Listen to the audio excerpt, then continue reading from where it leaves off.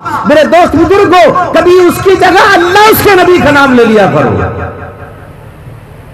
اگر ہمارا ایمان عقیدہ مضبوط ہو جائے گا، ساری طاقتیں ہیچ ہے اس کے سامنے۔ آج طاقت ہماری کمزور اس لیے ہے کہ ہمارا ایمان اس درجے کا نہیں ہے۔ آج صرف زمانی جماعت ہم مسلمان ایسا کیا جا رہا ہے، ہمارا کردار بھی خراب ہے، ہمارے اخلاق خراب۔ آج مسجدیں بنتی ہیں، ماربل ٹائلز ایسی لگایا جاتا ہے، اللہ نہیں پوچھیں گے کیوں نہیں لگایا ایسی، اور ہوتا کیا ہے؟ وہاں وہ ٹائلز لگا، ہم یہ ٹائلز لگائیں گے۔ کبھی سوچا ہم نے محلے میں کہ نمازی کیسے بڑھیں گے، کس طرح سے 5 وقت نماز میں جماعت میں لوگ سارے آ جائیں؟ کبھی کوشش کی ہم نے؟ نہیں۔ اب صرف ادھر اس کا اس کا نام، ادھر ادھر کی باتیں زیادہ ہم پھیلاتے اس بات کو۔ اگر کوئی خدا نہ خواستہ کی بات آتی ہم ہی پھیلا دیتے ہیں، اس کی تشہیر ہم کر رہے ہیں۔ اگر واقعی اللہ کی رسی کو مضبوطی کے ساتھ پکڑ لیں گے میرے دوستو، ایمان مضبوط ہو جائے گا، ہمارا عقیدہ مضبوط ہو جائے گا۔ میں کہتا ہوں اگر صبح کی نماز میں ہر محلے کی مسجد میں سارے لوگ آ جائیں، اللہ کی رحمت کو اپنی نگاہوں سے برستا ہوا دیکھیں۔ ہمیں تو فرصت بھی نہیں ہے، صبح ہم 8-9 بجے اٹھتے ہیں۔ اللہ کے نبی نے فرمایا وہ زمانہ آئے گا لوگ ٹوٹ پڑیں گے جس طرح بھوکے لوگ کھانے کے پیالے پر ٹوٹ پڑتے ہیں۔ ایک صحابی کہتے ہیں نحن قل من قلت یومئذ یا رسول اللہ، اے اللہ کے رسول کیا اس زمانے میں ہم کم ہوں گے، ہماری تعداد کم ہوگی؟ فرمایا بل انتم یومئذ کثیر، تعداد زیادہ ہوگی، بہت زیادہ ہوگی، لیکن حیثیت کیا ہوگی، تمہاری حالت کیا ہوگی؟ فرمایا ولکنکم غثاء کغثاء السیل، تمہاری حیثیت جیسے آپ نے دیکھا اس سیلاب میں جھاگ تن کے بہ جاتے ہیں۔ محدثین کہیں پر التبن کہتے ہیں کہ الزبد کہتے ہیں، اور فرمایا کہ جس طرح جھاگ اور یہ تن کے بہ جاتے ہیں ان کی کوئی حیثیت نہیں ہوتی، تمہاری ہماری ہو جائے گی۔ گھٹے اگر تو بس ایک مشت خاک ہے انسان، گھٹے اگر تو بس ایک مشت خاک ہے انسان، بڑھے تو وسعت کونین میں سما نہ سکے، بڑھے تو وسعت کونین میں سما نہ سکے۔ یہ آدمی ہے وہ پروانہ شمع دانش کا جو روشنی میں رہے، روشنی کو پا نہ سکے، جو روشنی میں رہے، روشنی کو پا۔ دوست بزرگوں، اللہ نے ہم کو آپ کو آدمی انسان بنایا، سب سے محترم مکرم۔ اللہ خود کہتے ہیں لقد کرمنا بنی آدم، اللہ کہتے ہیں ہم نے انسان کو مکرم، محترم، پوتر، اعلیٰ و افضل بنایا ہے، انسان ہے۔ فرمایا اللہ کے نبی نے کیا ہوگا، تمہاری حیثیت کچھ نہیں ہوگی، جو چاہے گا تمہیں مارنے کی کوشش کرے گا۔ پوری دنیا میں کئی مذہب والے رہتے ہیں، کسی مذہب والوں پر وہ ظلم و زیادتی نہیں ہو رہی جو مسلمانوں پہ ہو رہا ہے۔ ہر ایک مسلمان کے پیچھے پڑا ہے، کیوں؟ اس لیے کہ ہم نے اللہ اس کے رسول کو چھوڑ دیا، اس کے طریقے کو چھوڑ دیا ہے، اس لیے دنیا ہمیں ختم کرنے کے در پہ ہے۔ اللہ کے نبی فرماتے ہیں وَلَيَنْزِعَنَّ اللَّهُ مِنْ صُدُورِ عَدُوِّكُمُ الْمَهَابَةَ مِنْكُمْ، اللہ تمہارے دشمنوں سے تمہاری ہیبت کو ختم کر دے گا، روب دبدبا تمہارا ختم ہو جائے گا۔ جب ایک ایمان والا چلتا تھا لوگ دیکھ کر کلمہ پڑھ لیا کرتے تھے۔ میرے دوست بزرگوں، رسول اللہ تو رسول اللہ، صحابہ کو دیکھ کر لوگ کلمہ پڑھ لیا کرتے تھے۔ آج ہمیں دیکھ کر لوگ دور بھاگتے ہیں، قریب آنا نہیں چاہتے، اور یہ کہتے ہیں سمجھتے ہیں ان سے بڑا ظالم کوئی نہیں۔ اسلام نے اخلاق کا سبق دیا، رسول اللہ نے اخلاق کا پیغام دیا۔ میرے دوست بزرگوں، آپ کے جانی دشمن آپ کو دیکھ کر کلمہ پڑھ لیتے ہیں، کون سی تکلیف آپ نے نہیں جھیلی ہے؟ گھر والوں کو برداشت کیا ہے، ان کی تکلیفیں صحیح ہیں، سب کچھ برداشت کیا میرے دوست بزرگوں، لیکن آپ نے اخلاق کا دامن نہیں چھوڑا۔ اللہ کے نبی نے فرمایا انما بعثت لیتمم مکارم الاخلاق، اخلاق کی تکمیل اور تتمیم آپ پر کر دی گئی۔ اور کیا فرمایا وَلَيَقْذِفَنَّ اللَّهُ مِنْ قُلُوبِكُمُ الْوَهْنَ فِي قُلُوبِكُمُ الْوَهْنَ، اللہ تمہارے دلوں میں وہن ڈال دے گا۔ ایک صحابی پوچھتے ومن وہن یا رسول اللہ، وہن کیا چیز ہے؟ کہا حب الدنیا وکراہیت الموت، دنیا کی محبت اور موت سے نفرت۔ دنیا سے محبت کرنا عیب نہیں ہے میرے دوست بزرگوں، دنیا کو آخرت پر ترجیح دینا ہے۔ قرآن کہتا ہے وَأَمَّا مَن طَغَىٰ وَآثَرَ الْحَيَاةَ الدُّنْيَا فَإِنَّ الْجَحِيمَ هِيَ الْمَأْوَىٰ، جو اللہ کا نافرمان دنیاوی زندگی کو ترجیح دیتا ہے، جہنم اس کا ٹھکانہ ہے۔ دنیا کمانا عیب نہیں، اللہ نے قرآن میں دعا بتلائی ہے، دعا مانگو ربنا آتنا فی الدنیا حسنہ وفی الآخرۃ حسنہ وقنا عذاب النار۔ اللہ کہتے ہیں اچھی دنیا مانگو، اچھی بیوی مانگو، اچھی دولت، حلال دولت مانگو۔ اللہ کہتے ہیں ہر چیز اچھی مانگو۔ من لم یسأل اللہ یغضب علیہ، جو اللہ سے نہیں مانگتا اللہ اس پر ناراض ہو جاتے ہیں۔ مانگو اللہ سے میرے دوست بزرگ نوجوانوں، آج اس زمانے میں ہم زندگی جس زمانے میں گزار رہے ہیں، آج اس حالت بدلی ہوئی ہے۔ بیٹا ماں باپ کی بات نہیں مانتا، لوگ علماء کی بات پر نہیں چلتے، مقتدی امام کی بات نہیں مانتے۔ میرے دوست بزرگوں، پھر ہماری حالت وہی ہوگی جو ہو رہی ہے۔ اللہ تعالیٰ فرماتے قرآن میں کہ دیکھو اگر دنیا کو آخرت پر ترجیح دو گے، یاد رکھو دنیا دھوکے کا سامان ہے، دنیا کمانا عیب نہیں، دنیا میں رہنا عیب نہیں۔ قرآن تعریف بھی کر رہا ہے رجال لا تلہیہم تجارۃ ولا بیع عن ذکر اللہ واقام الصلاۃ وایتاء الزکاۃ یخافون یوما تتقلب فیہ القلوب والابصار۔ قرآن کہتا ہے کچھ لوگ وہیں دنیا کماتے ہیں لیکن اللہ کی یاد سے غافل نہیں ہوتے ہیں، نماز پڑھتے ہیں، حساب کے مالک کا زکات دیتے ہیں۔ میرے دوست بزرگ نوجوانوں، میں عرض کر رہا تھا کہ دیکھو دنیا کمانا ایک نہیں، دنیا میرے دوست بزرگ اچھی دنیا کی دعا مانگنے کے لیے اللہ نے قرآن میں ارشاد فرمایا۔ بہت سی دعائیں ایسی جو اللہ نے قرآن میں بتلا دی ہے۔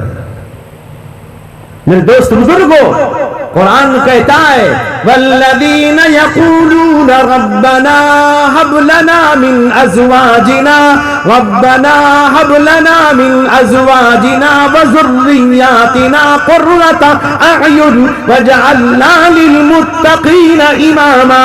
قرآن کہتا ہے اللہ کہتے ہیں مانگو اللہ سے کیا، اے اللہ ہمیں ایسی بیوی عطا فرما، ایسی اولاد عطا فرما جو ہمارے آنکھوں کی ٹھنڈک بنے۔ اس میں ایک لطیف اشارہ ہے اولاد کی تربیت، بیوی کے ساتھ نرمی کا معاملہ۔ آج بیوی شوہر سے جھگڑا کر رہی، شوہر بیوی سے لڑتا، وجہ کیا ہے؟ یہ سب منگوڑے لوگ لڑائی کرتے ہیں جو مانگ کے لاتے ہیں، اور مانگنے کا طریقہ بھی عجیب ہے۔ کچھ لوگ کہتے ہیں ہمیں کچھ نہیں، اللہ نے سب دیا، اللہ کا دیا ہوا سب ہے، اللہ بہت دیا ہے، جو سامان دو گے ذرا اچھا دو۔ اور کچھ لوگ کہتے ہیں بچہ میرا بہت پڑھا لکھا ہے، بس تم اگر 2-4 لاکھ دے دو گے، ایک دکان دے کے بیٹھ جائے، تمہاری بچی تو چلے گی۔